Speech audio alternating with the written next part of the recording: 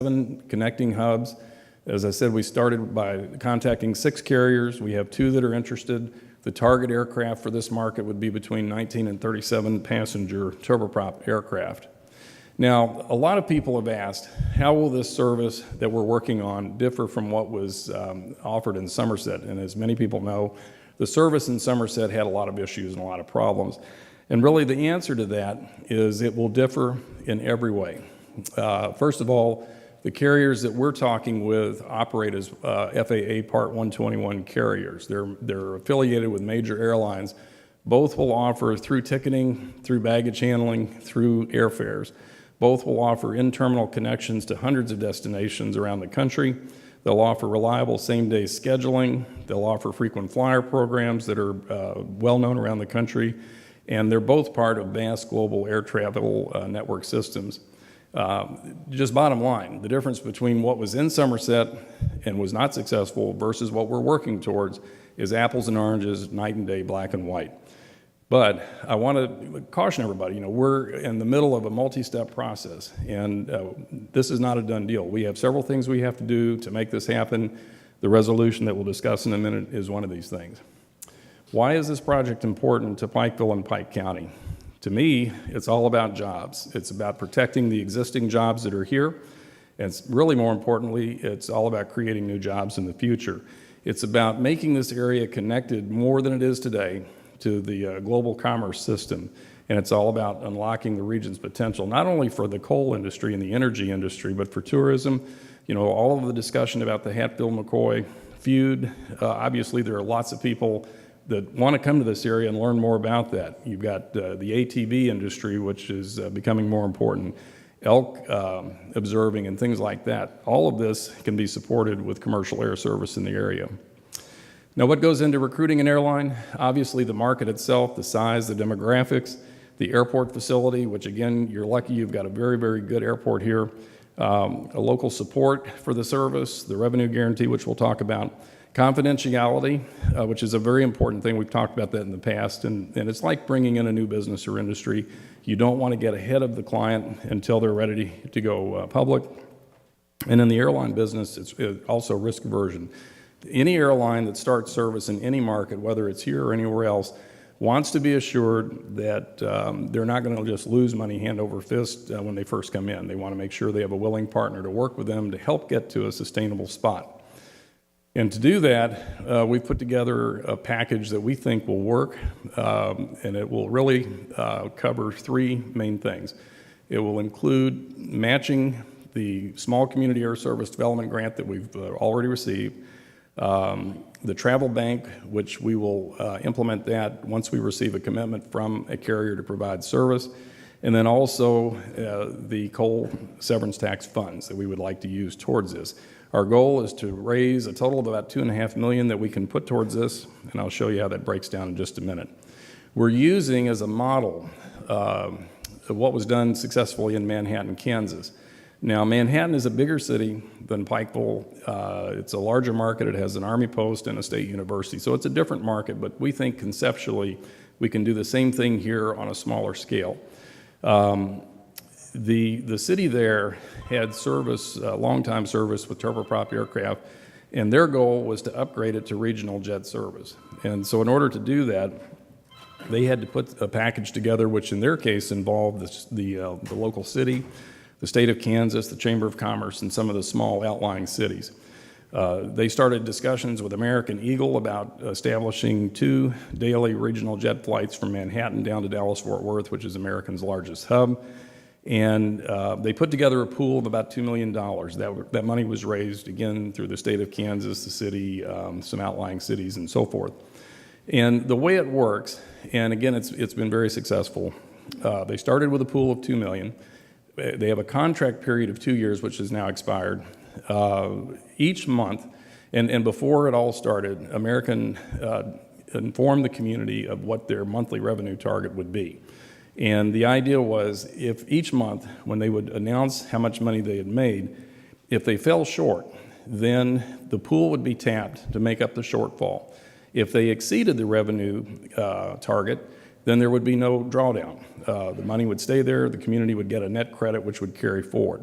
Now, everybody knew in the first 2 or 3 months they probably would lose money because they were having to establish the service and get people comfortable with it and to use it. And that's exactly what happened. The first 3 months, they were a little bit short. They had a total drawdown of $203,000, or about 10% of the pool. After that, it just took off. And you can see the bar chart and the slide. Those are enplanements at the airport. And you can see they're just up, up, and up. And it's never looked back. They started with 2 daily flights to Dallas. They amended the contract to add a 3rd daily flight to Dallas. And then they came in and added 2 new flights to another hub in Chicago. So they went from having no jet service to 5 daily flights within 2 years.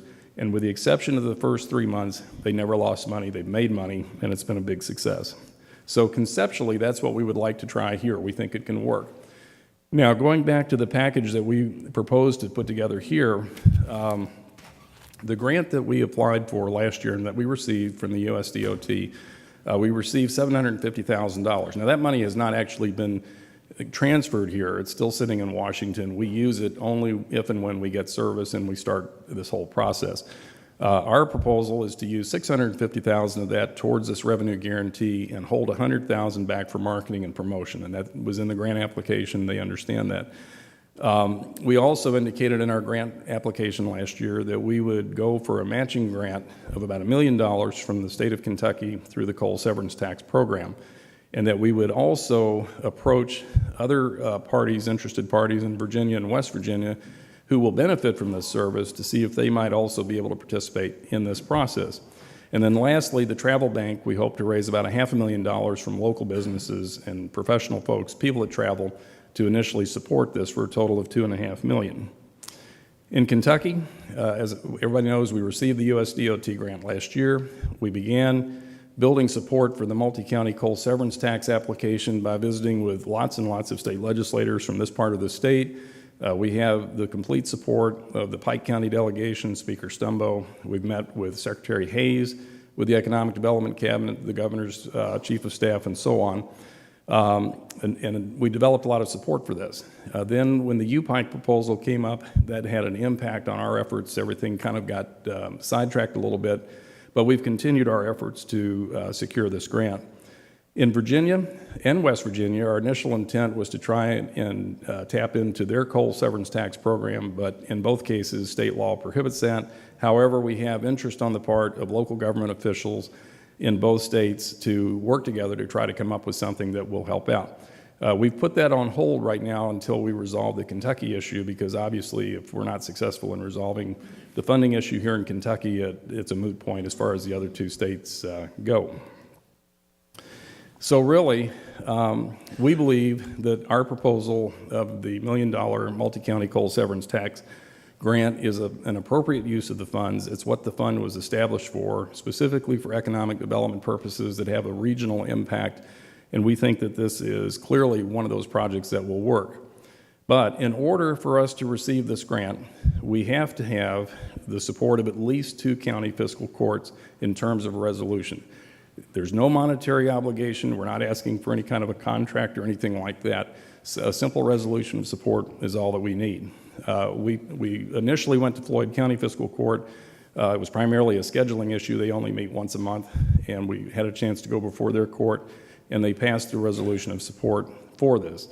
And of course, now we're here, and by law, of the 2 county fiscal court resolutions that we have to have, one of them has to be from the home county, which of course would be Pike County. So what comes next? First of all, we need to secure the $1 million Kentucky coal severance tax grant, and then we have to go back to Virginia and West Virginia to see what we can do over there to finish this and confirm a total of $2 million in support.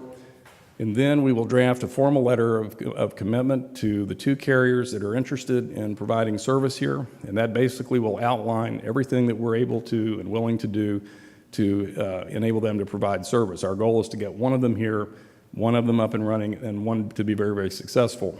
We'll negotiate that commitment. It'll all be done by contract. It'll be very transparent. Everybody will know up front what the requirements are, both of the local parties as well as the airline. And then once we have that commitment, we'll go out and sell the travel bank to the local businesses. So But very simply, what we need now is we really need this resolution of support passed because we have to have it in order to finish our application in Frankfurt for the multi-county coal severance tax grant. And so we would like to respectfully request that the court take up this resolution, adopt it so that we can finish that and hopefully get this grant secured very, very quickly. And I'll be happy to take any questions. Mr. Harris. Judge, I appreciate the court holding off on voting on this matter until I get back. I was on vacation at the last court meeting, and I apologize I wasn't able to be here to be involved in the discussions. I appreciate, Mr. Schmidt, you being here, and I've met with you on a previous occasion at the request of Brad Hall, who I believe is here somewhere in the audience there, I see. Just to listen to what you had to say and to listen to the proposal, and I did that. I haven't gone into this with a closed mind.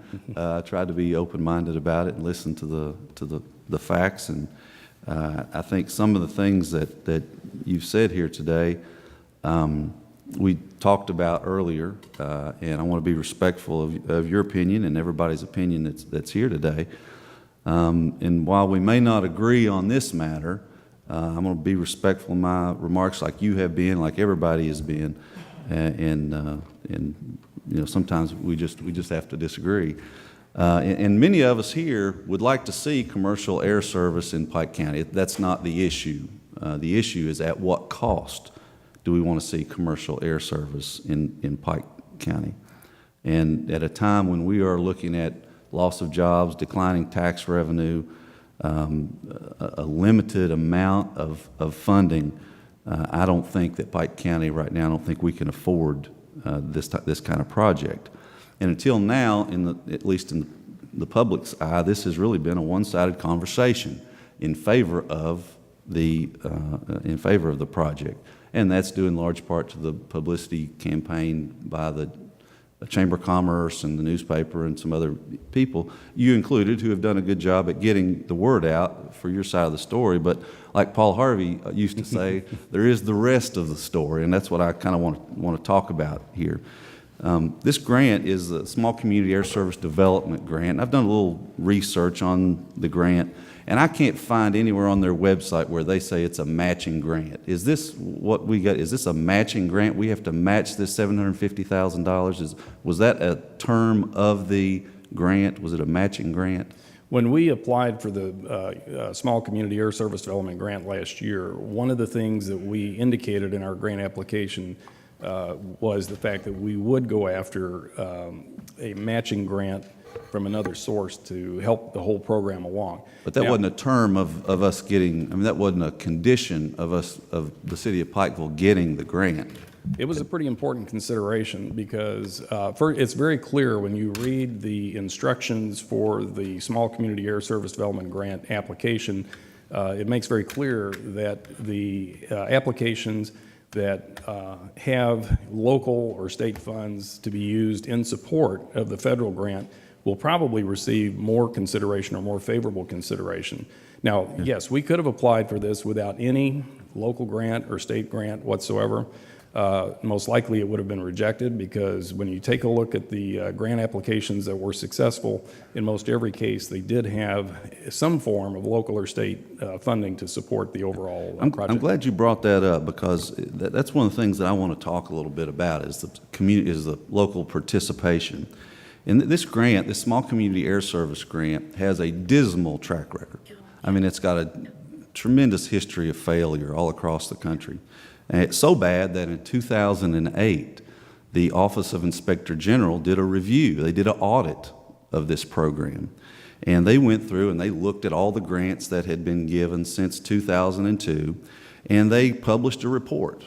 And I've got that report right here. It's the Small Community Air Service Development Program, Department of Transportation, Office of the Secretary, report issued May 13th, 2008.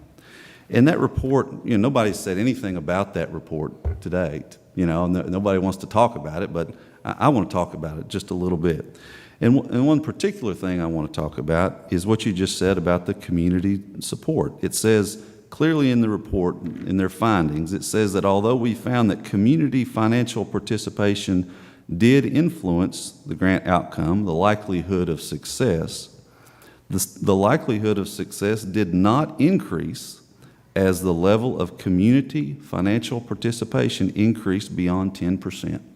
Okay, that is a finding, that is a fact that is in the Office of Inspector General's report about this grant. So it's saying that anything that the community contributes to this grant over and above $75,000 is just a waste of money. That's the way I read that, okay? This report, and it's a very detailed report, and I'm surprised that nobody has mentioned it. It goes through and it talks about all the different communities from 2002 through 2008 that have received this grant, like Somerset, Paducah, and these are just the ones in Kentucky: Somerset, Paducah, Owensboro, Somerset again with another $950,000, Big Sandy, Bowling Green, and Lexington. And you know, this report, it says that it has a dismal track record. In fact, the success rate for this program is 30%. The overall success rate for the entire program is 30%. Now, that's not the kind of investment I would make with my money. If you only had a 30% chance to get a return or to get a success, is that the kind of investment that I would make with my money? And that's the way I look at the public's money. Is this something that I would do with my money?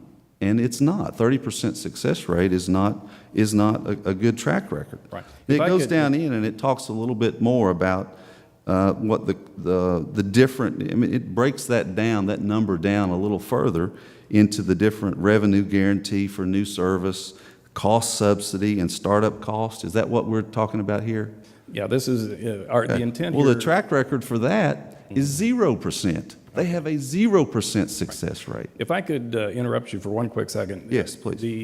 And I don't have that report in front of me, but I have read it. And I think what you're talking about here is when you take a look at this whole program, this whole program has been around for many, many years. In fact, the original author of the legislation was Senator Wendell Ford as a part of the transportation bill years ago.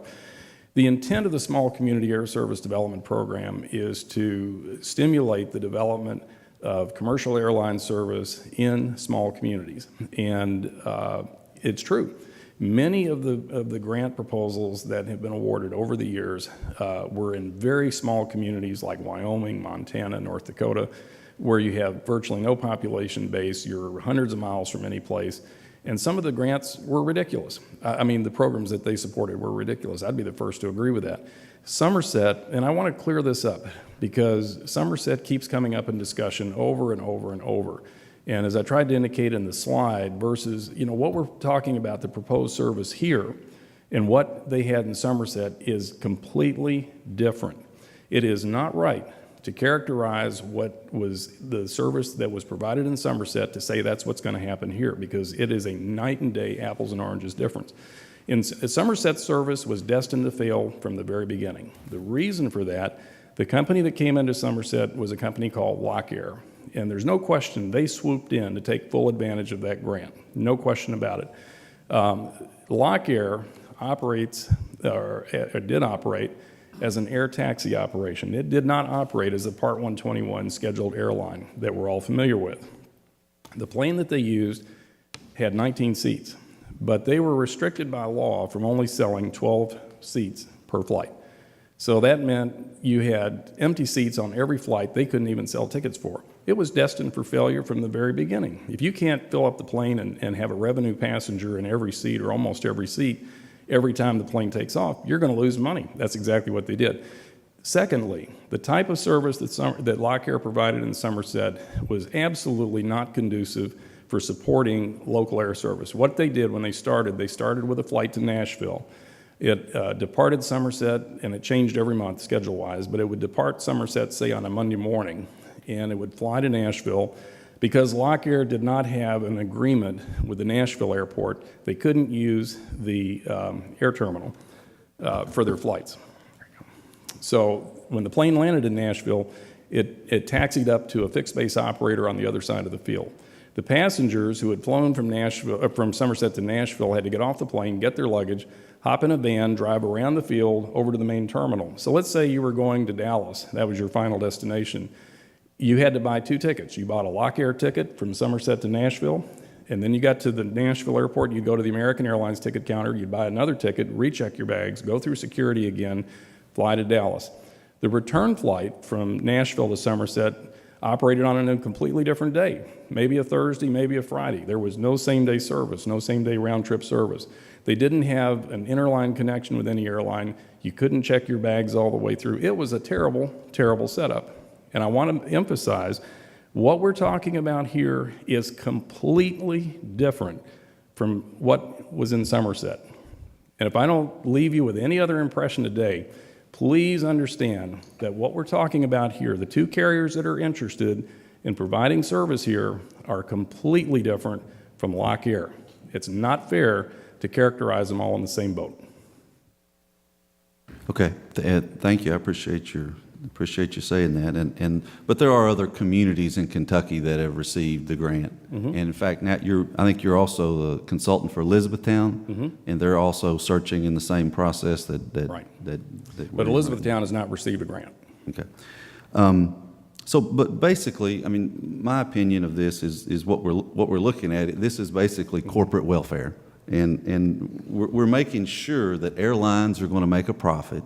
And quite frankly, I'm surprised that only 2 airlines are interested. 2 airline carriers are interested. If we're guaranteeing these folks that they're going to make money, we're guaranteeing their revenue stream. Why wouldn't all the airlines be interested? I know if I was an airline and somebody was going to guarantee that I would make money, then I would be interested in coming there and making money. Well, the first thing you have to do is you have to sell the market, irregardless of whether there's a revenue guarantee or not.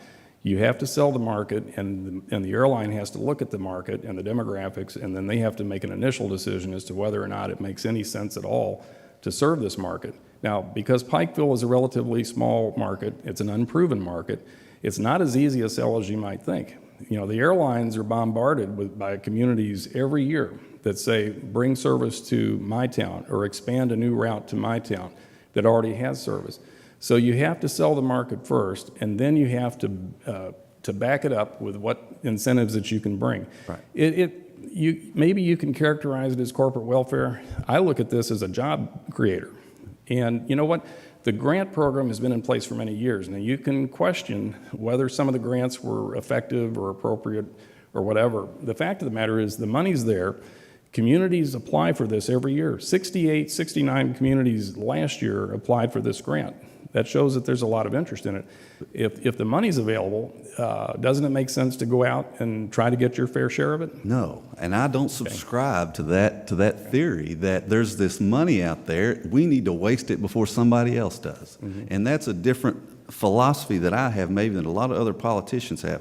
I don't believe that just because there's money there, just because there's a grant program there, that we need to go waste that money before somebody else gets the opportunity to waste. I think we as elected officials have a duty to the public to protect their tax dollars and only spend their tax dollars on projects that have a good likelihood of success. And what I'm reading, the history that I'm reading behind this has a dismal track record. I mean, we can deny some things, but there's some things that we can't. And one is that the coal industry in our area is cutting back. They're cutting jobs. Our tax revenue is declining. That is a fact. It is happening. And airlines are cutting back. There are less flights going, and that is because less people are flying. And whether that's a direction of the economy, a result of the economy, or what, I don't know. But our population in this area, in eastern Kentucky, southern West Virginia, southwest Virginia, our population is declining. And for us to deny those things is not going to change them. I mean, those are facts. Nobody's denying that. And in fact, I think you could make an argument that what we're trying to do here is to position this region, eastern Kentucky, southern West Virginia, southwestern Virginia, in a more competitive position than it is right now. You're right. Arch Coal just announced 750 layoffs. That's devastating for this whole area. This area and all areas around the country are doing what they can to position their communities through this recession to help create jobs.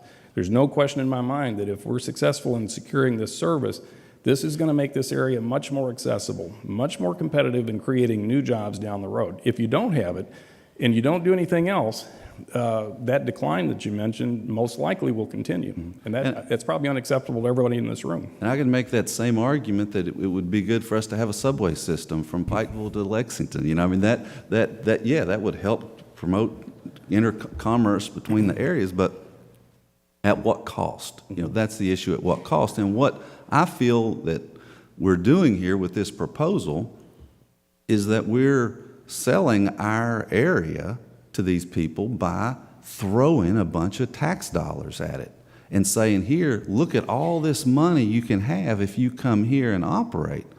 If our area was a candidate, a good candidate for air service, commercial air service, it wouldn't be much of a sale to an airline to come in there and start up service. They would be self-supportive, something that is going to continue on after the subsidies or after the subsidy is gone. And I just have not been convinced by anything that I've heard that this is one of those projects that's going to continue after the subsidy is gone. Now, we can talk about our multi-county coal severance money. You know, that's another source. We're very limited on the sources of revenue that we have access to at the county. Only what the legislature allows us to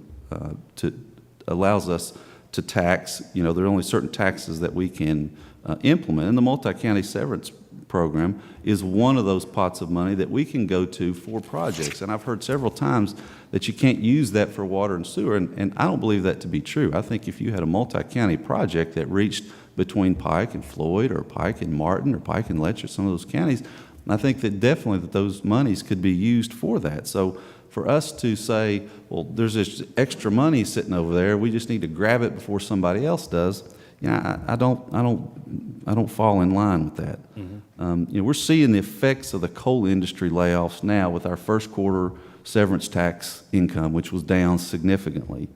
And you know, we can't afford to waste even a single dollar at a time like we're in right now. You know, we have responsibilities as elected officials to safeguard the public's money and only use it for things that we feel are have a good chance of success.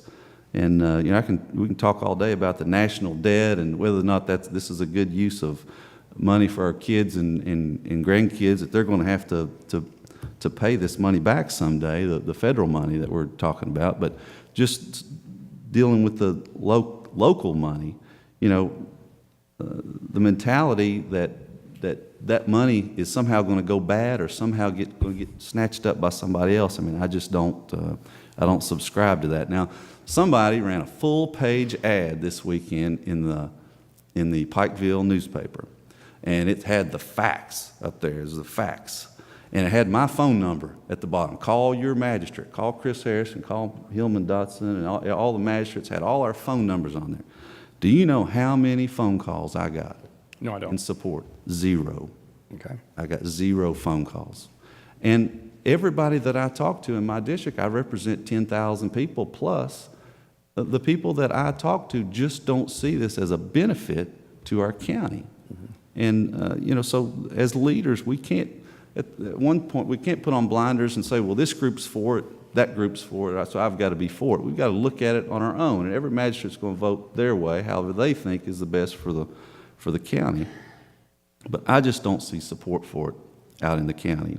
And, you know, we can, subsidizing revenue like this way, I'm not a fan of it, and so on that front, I'm going to vote no on the proposal. But every magistrate, I encourage you all to speak up and say how you feel about it. I certainly have no hard feelings against you or anybody that's in support of it. Sure. I respect the fact that you all and appreciate the fact that all of you are here today to show support. I wish more of the public would get involved in issues, because the county government affects everybody in Pike County.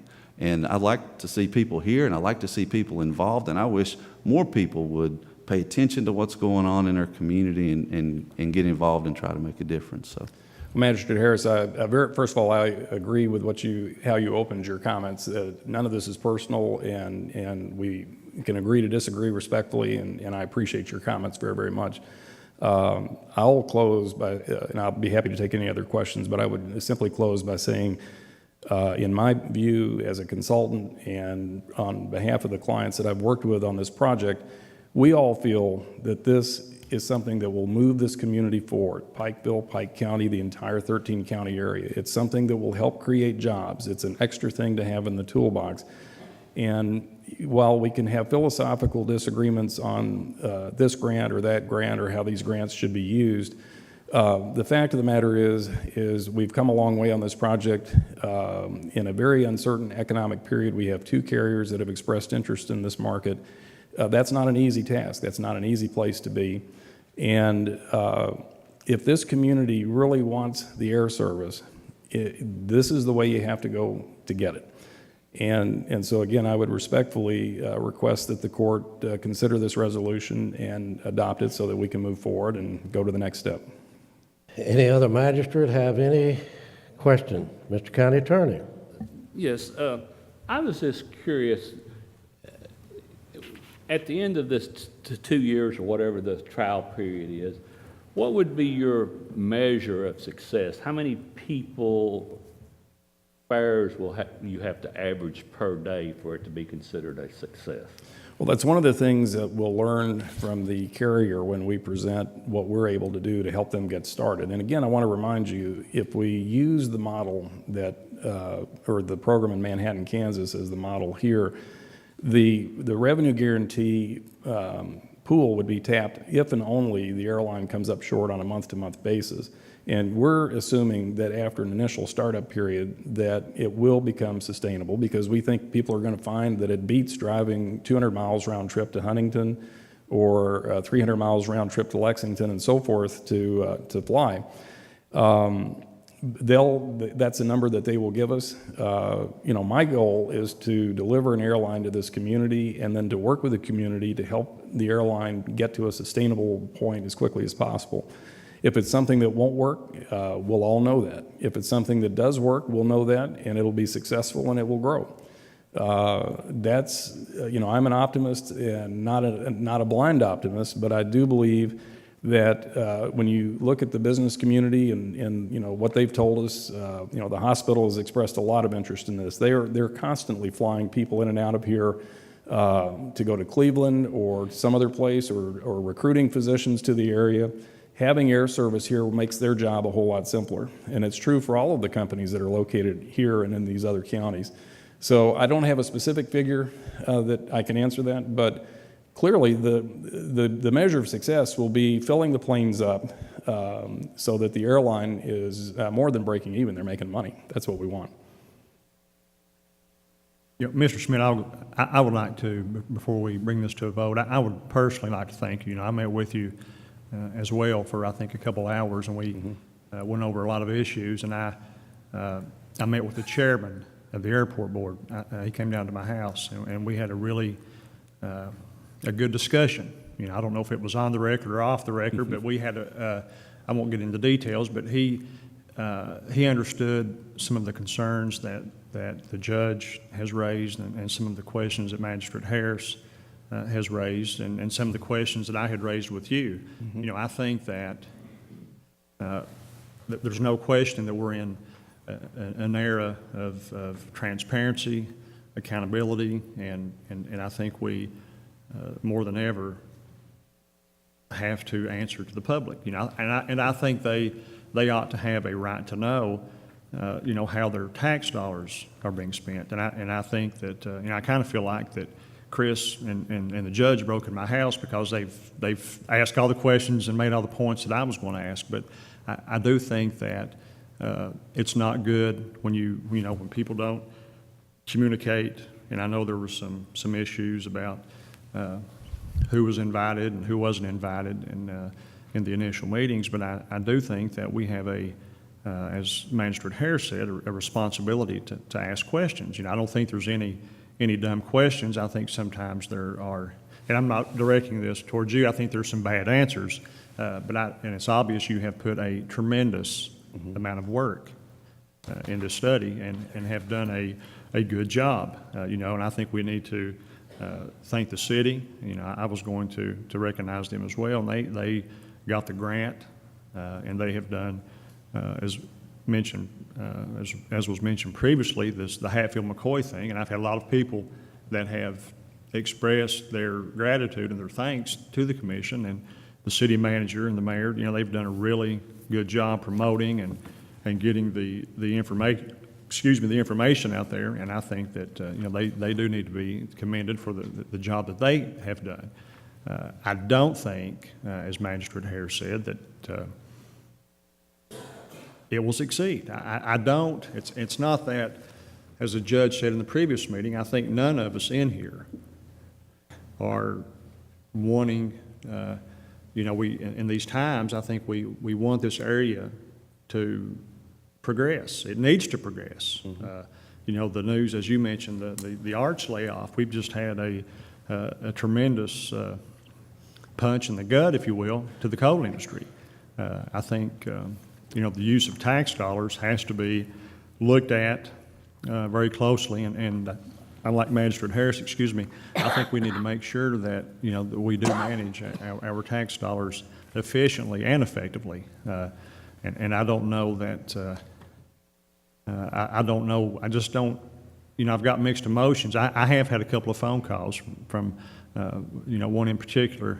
I won't, she's here in the room, and I won't rat her out, but I have a great deal of respect for her, and she and I had a good conversation. But I do think that, you know, it's better, as Magistrate Harris said, and, you know, I'm glad the chamber, the commission has come here today. You know, I'm like, you know, I wasn't a member of the court when the Expo Center controversy, if you will, but, you know, I think it is good to have people involved. The chamber has I think that's actually one of your employers, if I'm not mistaken. You know, and I would like to see more input, but I do think that it's imperative that we conduct the people's business in an open forum. You know, I think some of the people I have spoken with about this project, they have a feeling that there's a little cloud of secrecy over it, or, you know, they want to know who the airlines are, right. and understandably so, and they have obviously a right to ask those types of questions, and I have told them that, you know, I've tried to find out, and we've got other issues as well, but, you know, I think that in these trying times that we're going to have to be, as Magistrate Harris said, you know, it's whether it's county money, single county money, multi-county money, you know, state money, federal money, in the end, it's taxpayers' money. And, you know, I want it to succeed as well. Do I think it will? No, I don't think it will. But, you know, hopefully I'm wrong. But I do want to thank you and the members of the City Commission and the Chamber and everyone else that has come here today for all the hard work, you know, and for the things that you have done in relation to the study. Thank you. Any other magistrates have any questions? I know there's a lot of questions at the last meeting, and Judge, I don't have any questions, but I'd like to address the people that are present here today. all right ahead, Magistrate Dodson. Thank you. You know, Judge, since this thing started, we've had mixed feelings toward pro and con. I've had probably about as many tell me they're for it as they've been against it. But today, I think we need to come together as a court and not look at a city or county issue, whether they're right or we're right or who's wrong. But I feel like that we need to look at this airport as the potential for growth for Pike County, and whether it'll make it or not, I don't know. Mr. Smith don't know, or the people don't know. You know, it's just like throwing something up in the air. We don't know where it's going to come out. And, you know, I've been on the court for several years now. We have invested millions of dollars in our industrial park. And we've seen some of them pass and some of them fail. And, you know, that's an example of what we're doing today. We're putting multi-county money to a test to see if it'll make money. And, you know, we've seen Sykes down here for an example. We put several $1 million probably in toward tax reductions, and the governor was trying to make it go, and it failed. So, you know, this might fail, but it might be a success. And, you know, when we were dealing with the expo, I knew that was an issue that was really got a lot of attention for the people in the county. And I felt like any time that we can do something good for our county, that we should try it.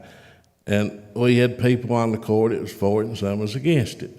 But I think the expo has not made money. I don't think it'll make money, but it's brought a lot of good things to Pike County. You know, you can look out and see that the city has grown. It's got motels and restaurants, and there's a future for more of it to happen.